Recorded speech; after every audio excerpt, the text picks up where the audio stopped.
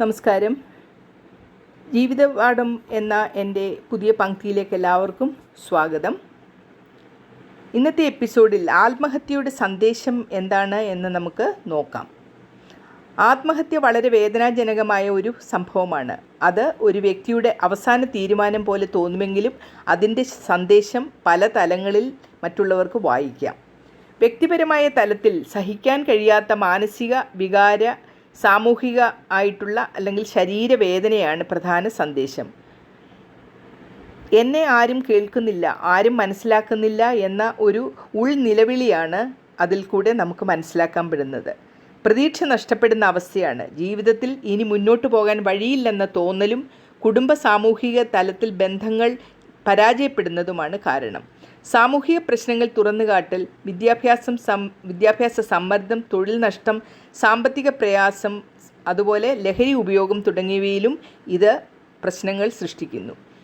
ആത്മീയ തത്വചിന്താ തലത്തിൽ ജീവിതത്തിൻ്റെ വില ഓർമ്മപ്പെടുത്തൽ നടക്കുന്നു. ജീവൻ നഷ്ടപ്പെട്ടപ്പോഴാണ് മറ്റുള്ളവർക്ക് അതിൻ്റെ മഹത്വം മനസ്സിലാകുന്നത്. കരുണയും സഹാനുഭൂതിയും നമ്മളുടെ ഒരു ആവശ്യമാണെന്ന് അത് ബോധ്യപ്പെടുത്തുന്നു. മറ്റുള്ളവരെ മനസ്സിലാക്കുക, അവരുടെ വേദന ചെറുതായി കാണാതിരിക്കുക എന്നുള്ളതെല്ലാം മറ്റുള്ളവർ കൂടി മനസ്സിലാക്കണം. അതിനാൽ ആത്മഹത്യയുടെ സന്ദേശം അത് ചെയ്തവൻ്റെ ദുഃഖം മാത്രമല്ല, മറിച്ച് നമ്മൾ ജീവിച്ചിരിക്കുന്നവർക്കൊരു മുന്നറിയിപ്പും ഉത്തരവാദിത്വവും കൂടിയാണ് എന്ന് മനസ്സിലാക്കണം. മറ്റുള്ളവരെ കൂടുതൽ കേൾക്കുകയും അവരുടെ പ്രശ്നങ്ങളിലും പ്രയാസങ്ങളിലും സഹായഹസ്തം നീട്ടുകയും ചെയ്യണം. ആത്മഹത്യയുടെ സാഹിത്യപരമായോ തത്വചിന്താപരമായോ സന്തോഷം എന്താണ് എന്ന് നോക്കാം. ആത്മഹത്യയെ സാഹിത്യപരവും തത്വചിന്താപരവുമായി നോക്കുമ്പോൾ അതിൻ്റെ സന്ദേശം പല നിറങ്ങളിലാണ് കാണുന്നത്. സാഹിത്യത്തിൽ ആത്മഹത്യ പലപ്പോഴും മാനവ വേദനയുടെ പരമാവധി എന്ന് ചിത്രീകരിക്കപ്പെടുന്നു. ജീവിതത്തിൻ്റെ അനീതിയോടോ സമൂഹത്തിൻ്റെ അമിത സമ്മർദ്ദങ്ങളോടോ അന്യായത്തോടോ ഉള്ളൊരു അന്തിമ വിരോധം പ്രകടിപ്പിക്കലാണ്. മിണ്ടാതെയുള്ള ഒരു നിലവിളിയാണത്. പറയാൻ വാക്കുകൾ കിട്ടാതിരുന്നവൻ്റെ അവസാന കവിതയാണെന്നും ഒക്കെ മരണത്തെ, ആത്മഹത്യയെ വിശേഷിപ്പിക്കുന്നതായിട്ട് കാണപ്പെടുന്നു. ഞാൻ എന്തിന് ജീവിക്കണം? ആൾക്കാർക്ക് ജീവിതത്തിൻ്റെ മൂല്യം നഷ്ടപ്പെടുമ്പോൾ ഉയരുന്ന അടിസ്ഥാന ചോദ്യമാണ്. സ്വാതന്ത്ര്യത്തിൻ്റെ പരമാവധി ജീവനെ അവസാനിപ്പിക്കാൻ തീരുമാനിക്കുന്ന ചില തത്വചിന്തകർ പറയുന്നത് അതാണ്. മാത്രമല്ല, ഇവർക്കെതിരെ ഒരു അന്തിമ പ്രതികരണവും ആൽബർട്ട് ക്യാമു പറഞ്ഞു വെക്കുന്നു. ജീവിതം അബദ്ധമാണ്, പക്ഷേ ആത്മഹത്യ പരിഹാരമല്ല. മറിച്ച് ആ അബദ്ധത്തോടൊപ്പം ജീവിക്കാൻ ഒരാൾക്ക് നല്ല ധൈര്യം കിട്ടുന്നതാണ് വേണ്ടത്. ജീവിതത്തിൻ്റെ മൂല്യം തിരിച്ചറിയുക, മറ്റുള്ളവരുടെ മൗനം കേൾക്കാൻ പഠിക്കുക, കരുണയെ സമൂഹത്തിൻ്റെ അധിഷ്ഠിതമാക്കുക. അങ്ങനെ നോക്കുമ്പോൾ ആത്മഹത്യ ഒരു അന്ത്യം മാത്രമല്ല, മറിച്ച് ജീവിതത്തോടും സമൂഹത്തോടും നമ്മോടും കൂടിയുള്ളൊരു ചോദ്യവും കൂടിയാണ്. ഒരാളുടെ അസഹനീയമായ വേദനയും ഒറ്റപ്പെടലും സമൂഹത്തിന് മുന്നിൽ തുറന്നു കാണിക്കുന്ന ഒരു നിലവിളിയാണ് ഈ ആത്മഹത്യകൾ. അത് നമ്മെ ഓർമ്മപ്പെടുത്തുന്നത് ജീവിതം ചെറുതായി കാണാൻ പാടില്ല, ഓരോരുത്തരുടെയും മൗനം കേൾക്കണം, കരുണയും സഹാനുഭൂതിയും വളർത്തണം എന്നുള്ളതാണ്. ജീവിതം അവസാനിപ്പിക്കാനുള്ള പ്രേരണയ്ക്കും വിരുദ്ധമായി ജീവൻ തന്നെ തിരഞ്ഞെടുക്കാൻ ഉള്ള ദാർശനികവും ആത്മീയവുമായ കാരണങ്ങൾ എന്തൊക്കെയെന്ന് നമുക്ക് ചിന്തിക്കാം. അർത്ഥശൂന്യതയ്ക്കുള്ള പ്രതികരണം. കാമ്യൂ പറഞ്ഞതുപോലെ ജീവിതം അബദ്ധമാണ്, എന്നാൽ അതിനോടൊപ്പം ജീവിക്കാൻ ധൈര്യം കിട്ടുന്നതാണ് നമുക്ക് വേണ്ടത്. അതാണ് ജീവിക്കുന്നത് തന്നെയാണ് അർത്ഥശൂന്യതയ്ക്കെതിരെയുള്ള വിപ്ലവം എന്ന് മനസ്സിലാക്കുക.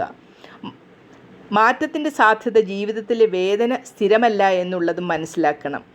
ആത്മഹത്യ ഒരു സ്ഥിരമായ പരിഹാരം അല്ലെങ്കിലും പ്രശ്നങ്ങൾ താൽക്കാലികമായിട്ട് തീരുന്നു എന്ന് ചിലർ വിശ്വസിക്കുന്നു.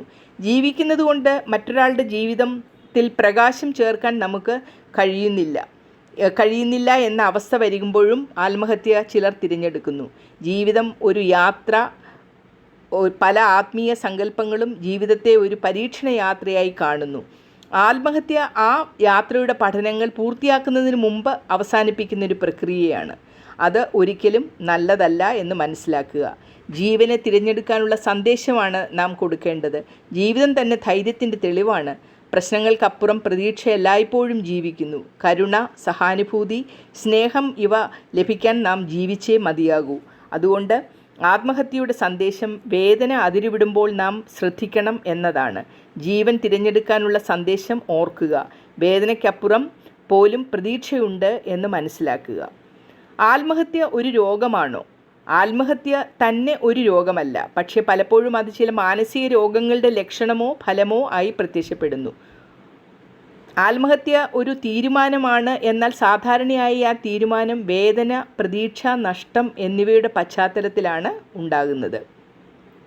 ചിലപ്പോൾ സാമൂഹിക അപമാനം, സാമ്പത്തിക സന്ദർഭം എന്നിവയെല്ലാം ബന്ധങ്ങളുടെ തകരാറുകൾ എല്ലാം കാരണമാകാം.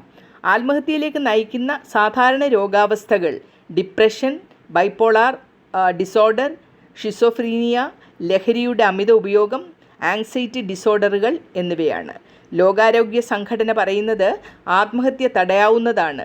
ആത്മഹത്യ ചിന്തകൾ പലപ്പോഴും മാനസിക രോഗാവസ്ഥയുടെ ലക്ഷണങ്ങളാണ്. അത് ചികിത്സിക്കാവുന്നത് ആണെന്നും പറയുന്നു. അതിനാൽ ആത്മഹത്യ ഒരു രോഗം തന്നെയല്ല, പക്ഷേ പലപ്പോഴും രോഗാവസ്ഥയുടെ ഒരു പ്രതിഫലനം ആണ്. അതിനെ മറികടക്കാത്ത അന്ത്യം എന്ന് കാണാതെ ചികിത്സിക്കാവുന്ന അവസ്ഥയാണെന്ന് സമൂഹം മനസ്സിലാക്കണം. ഇനി പുതിയൊരു വിഷയവുമായി അടുത്ത എപ്പിസോഡിൽ കാണാം. നന്ദി, നമസ്കാരം.